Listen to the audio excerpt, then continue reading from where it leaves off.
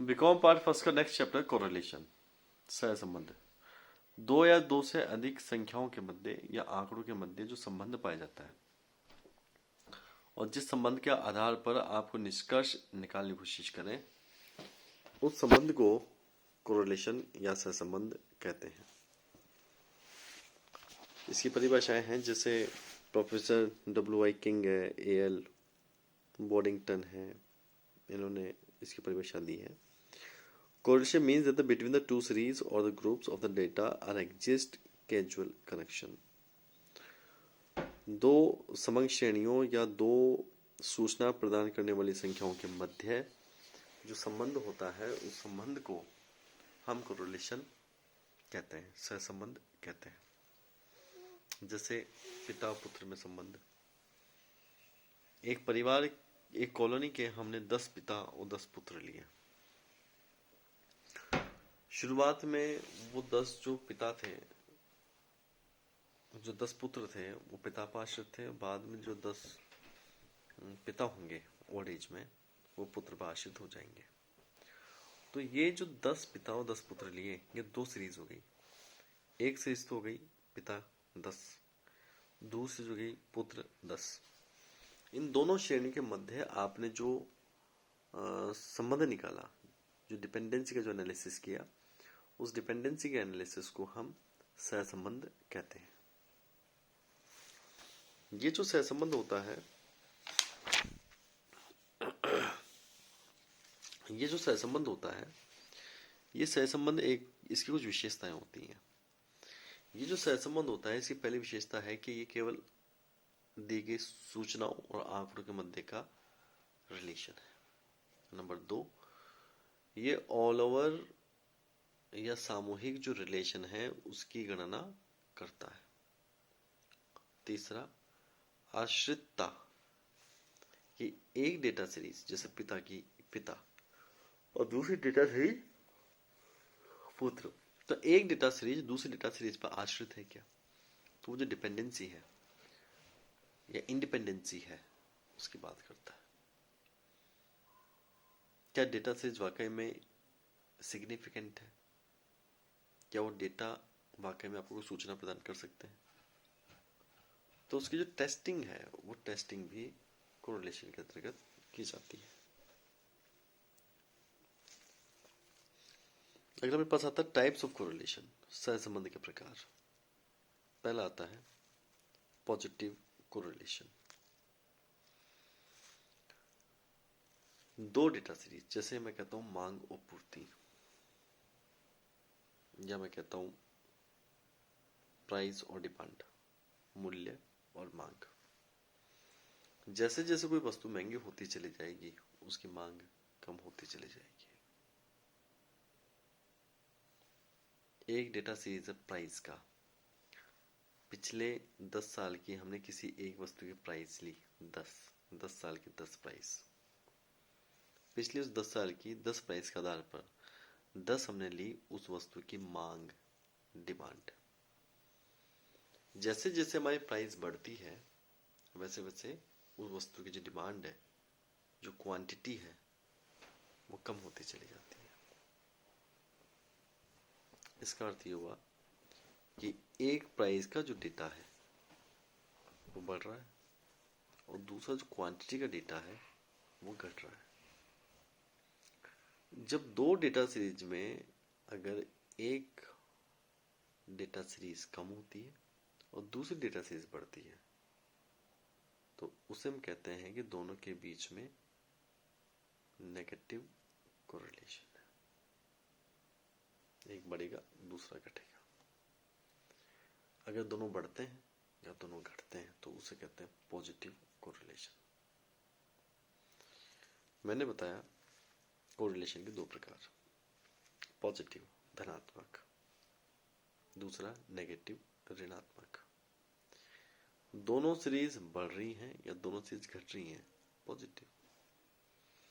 एक सीरीज बढ़ रही है और दूसरी सीरीज घट रही है, नेगेटिव। ये दोनों जो प्रकार हैं, धनात्मक और ऋणात्मक सहसंबंध के, ये है दिशा के आधार पर, डायरेक्शन के आधार पर। अगला प्रकार आता है on the basis of ratio, अनुपात के आधार पर। लीनियर और कर्व लीनियर, इसमें दो होते हैं, रेखीय और वक्र रेखीय। दो डेटा सीरीज थी, एक प्राइस और एक मांग। आपने एक रेखा चित्र बना के देखा, अगर रेखा चित्र में दोनों की लाइनें के सीधी लाइनें निकल के आती हैं तो उन सीधी लाइनों को कहा जाता है लीनियर कोरिलेशन। अगर उनकी सीधी लाइनें नहीं बनती है, इकोनॉमिक्स के ग्राफ की तरह गोल गोल लाइनें बनती हैं, बढ़ती हुई जिगजैग की लाइनें बनती हैं, तो उसे कहते हैं कर्व लीनियर कोरिलेशन। तीसरा आता है मेरे पास नंबर्स के आधार पर। नंबर्स के आधार पर मेरे पास तीन प्रकार है, सिंपल साधारण, पार्शियल आंशिक, मल्टीपल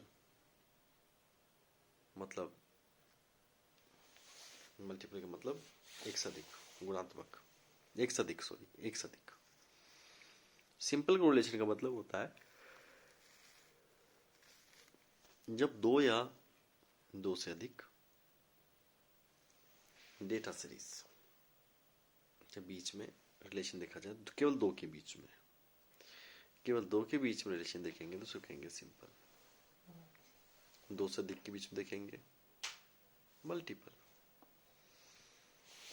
चार डेटा सीरीज है, चार, कोई दो के बीच में निकालो। जैसे मान लो तीन डेटा सीरीज है, A B C. A B का रिलेशन निकालिए, सी को छोड़ दीजिए। बी सी का निकालिए, ए को छोड़ दीजिए। ए सी का रिलेशन निकालिए, बी को छोड़ दीजिए।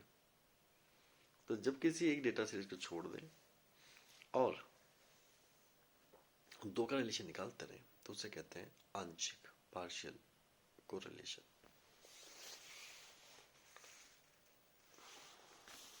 तो हमने बात कर ली काइंड्स ऑफ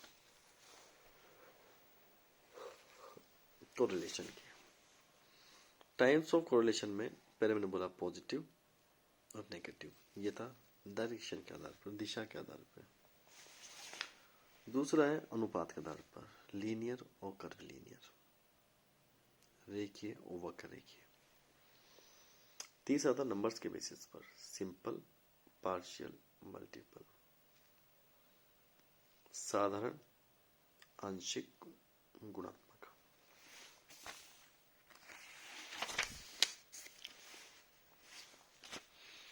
अगला आता है डिग्री ऑफ कोरिलेशन।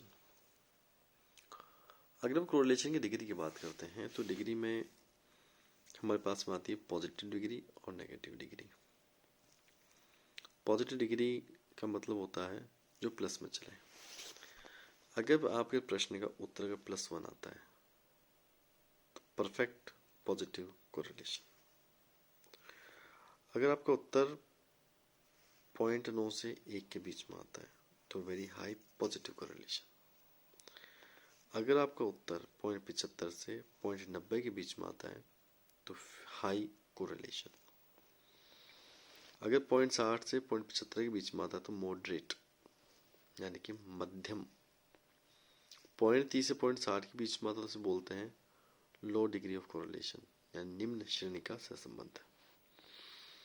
0.3 से छोटा आएगा तो बहुत हल्का, वेरी लो। और उत्तर अगर 0 आता है तो absence ऑफ कोरिलेशन, मतलब कोरिलेशन का अभाव है। ये डिग्रियां नेगेटिव में भी आ सकती हैं।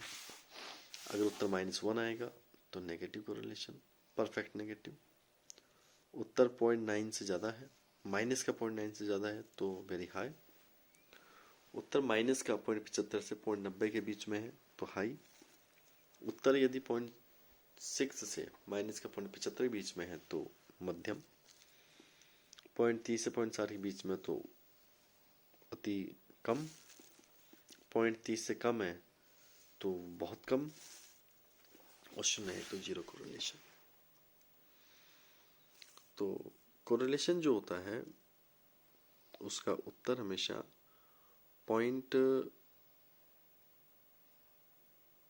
मतलब 0 से स्टार्ट होता है तो 0 कोरिलेशन होगा। और 0 के बाद 0.1 से लेकर और अधिकतम 1 तक होता है। 0 से -1 तक जा सकता है, 0 से +1 तक जा सकता है, यानी कि -1 से लेकर और +1 तक का उत्तर इसके अंदर आता है।